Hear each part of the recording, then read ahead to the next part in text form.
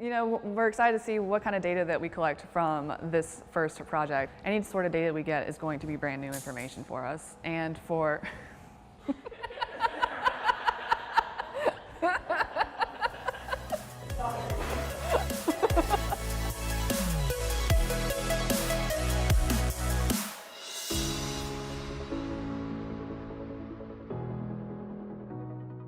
Three, 2, 1, and 0. And a liftoff of the Falcon 9 rocket and the Dragon spacecraft, packed with science and supplies for the International Space Station, humanity's home in low Earth orbit.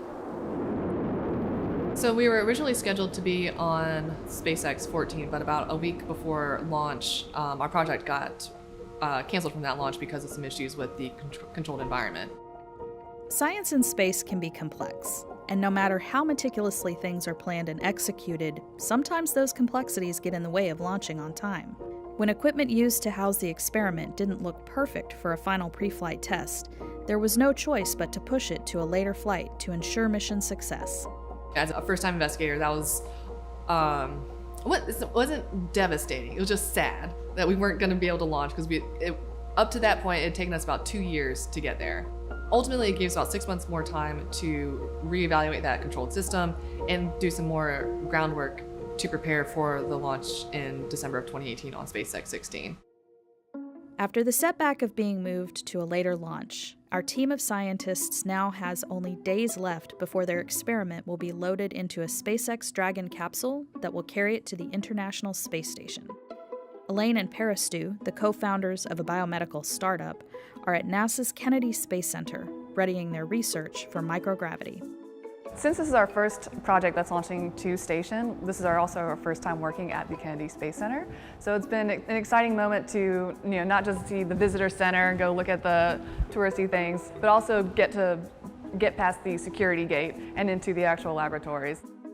While some experiments are loaded into Dragon in the weeks leading up to launch, others have more time-sensitive components.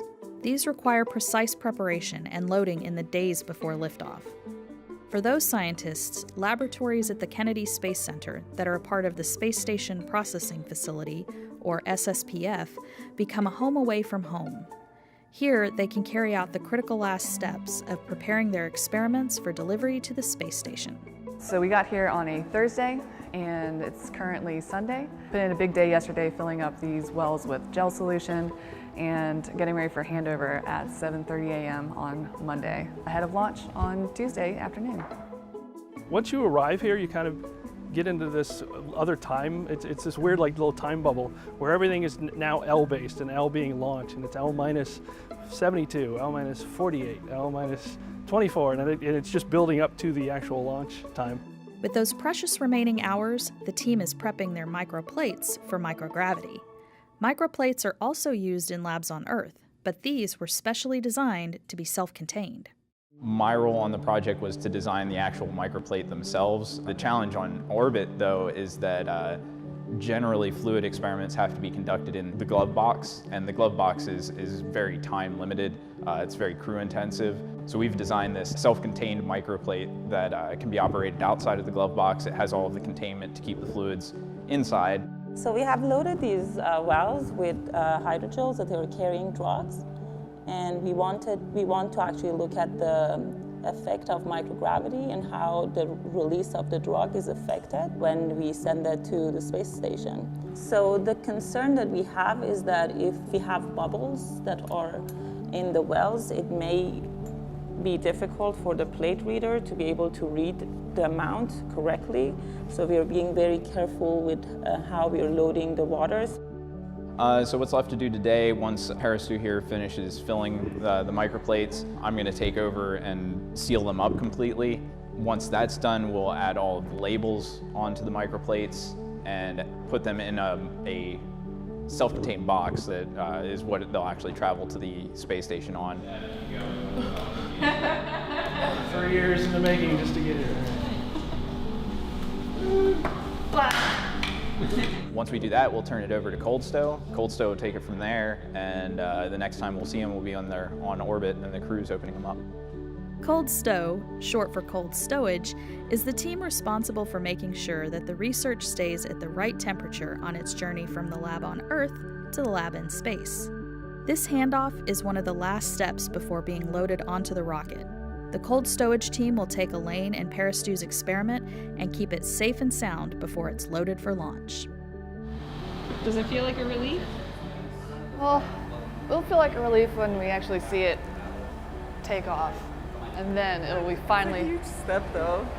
yeah, It's done. It's out of our hands at this point. yeah. It'll be officially out of our hands when it leaves the Earth's surface. So that'll be the moment that we're finally done. Until we get data, and then we get to process it. That's just the beginning, actually. So what'll happen now is, now that we've handed them over to NASA, NASA will deliver, they're on their way right now out to Dragon to be loaded. And the launch hopefully will happen tomorrow at 13:38. I've been involved since the very beginning, which is approximately about 3 years ago. It's been a long road, but like everything, it's a lot of work. It's worth it. And we're excited to help Timpanogos get some data for this project. Overall, we're going to get a lot of data from just this one project and those 2 experiments that are going to inform a lot of different things for us. All right. It's a little windy out here today. It's a beautiful day. It's a little windy. It's got me concerned. My launch intuition is tingling a bit. It's always an awesome and amazing and special thing to see.